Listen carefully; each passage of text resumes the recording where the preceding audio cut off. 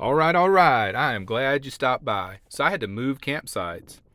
So out here in the wildlife area, there's no shooting allowed, but I was so far back at the end that it kind of butts up against land that shooting is apparently allowed in. It got kind of crazy.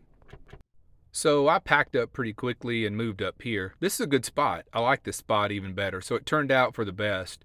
But every now and then I would hear a bullet like ricochet, and you could hear it go over the campsite, not overhead, but kind of off at a diagonal in the distance. So I thought, to be on the safe side, I better skedaddle. So I found this spot, which was about a mile away, and now we're going to take a bike ride down this road to down there where they were shooting. I saw them pack up and leave, so I'm here on the bike. We're going to ride down, should be about a mile or so, and just check out the rest of this area. There's another good campsite right there. That would be a sweet spot. And there's another. And I see a guy in a minivan. Look at him up on that hill there. Oh, he's got a good spot. We'll get a better shot of him once we get closer or on the way out. But I just want to ride back here and see if I can find where they were shooting at. But now I know, when I come out here, this is Robbins Butte Wildlife Refuge near Buckeye, Arizona. But now I know when I come back that I don't want to be way too far in the back because you run a risk of a stray bullet. I was surprised though, because yesterday was Saturday and I would have thought that it would have been a lot of traffic out here. I didn't see a single car go by. I didn't hear any gunshots. But apparently Sunday is the big recreation day for shooting and dune buggy riding, because I've seen a lot of them today. I hear a ATV out in the distance. I don't see them.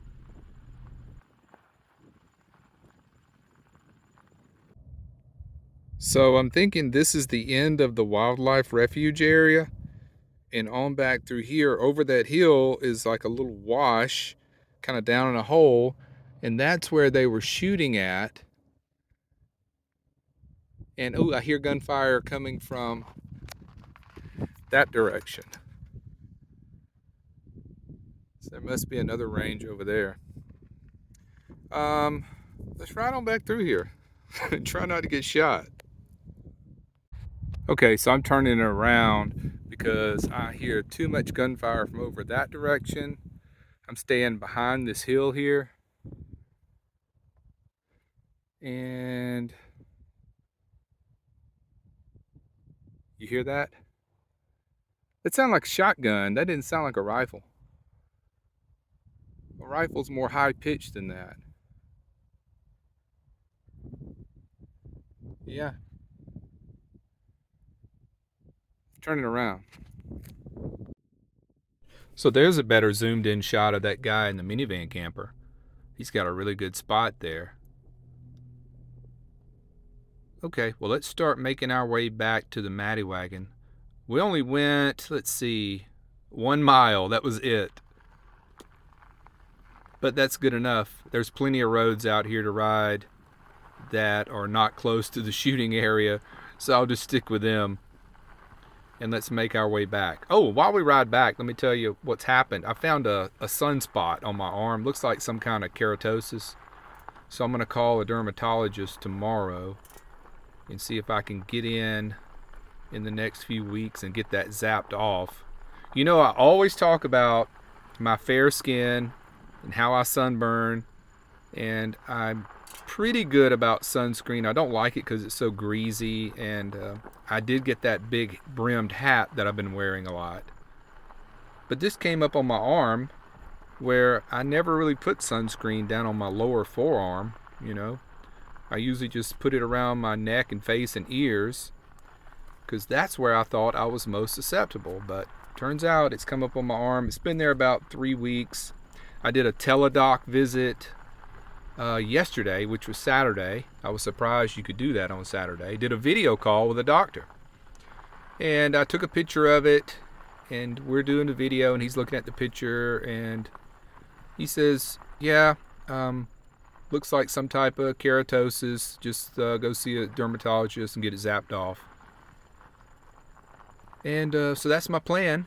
I've found a doctor here in Arizona. It looks like he's in network on my health insurance that I bought from the healthcare.gov website.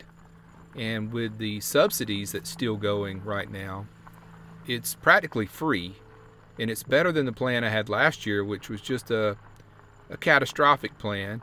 And it was really cheap. But this year, with the subsidies, I think they passed that way back during the stimulus package a couple years ago.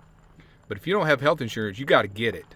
It's very important that you do that, because I would be in a mess, because it would probably cost $1,000 to go in and get this lasered off, or I don't know if they do like nitrogen, what do they call it stuff? Anyway, that the freeze process. I don't know what they do, but I got to get it taken care of. This kind of thing, you don't want to let it go. Here, let's turn around and ride just a little bit more. And this kind of brings me to an important topic. You know, health issues are scary enough if you're living in a big comfortable house, but when you're living in a van, it could be even more scary.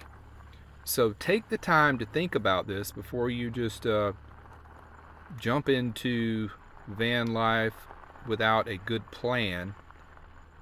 You know, there are good health insurance options right now that you better take advantage of.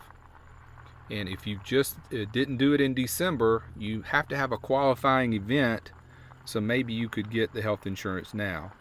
But usually in December is when all the companies do their signing up and all that stuff.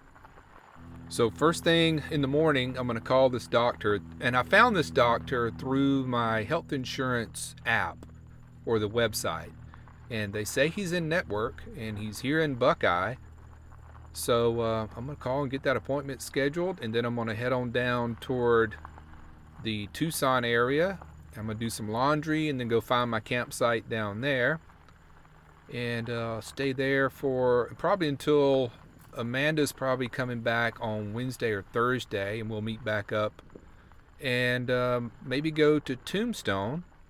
Then after we get all that adventuring done, maybe by then my appointment date will roll around and I can come back to Buckeye and get this skin issue lasered off.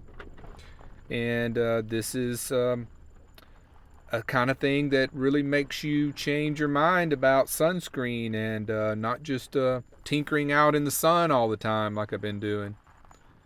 Hey, fair-skinned people, you gotta watch out. Well, we'll wrap it up for now. Until next time, take care, be well, and smash the bell.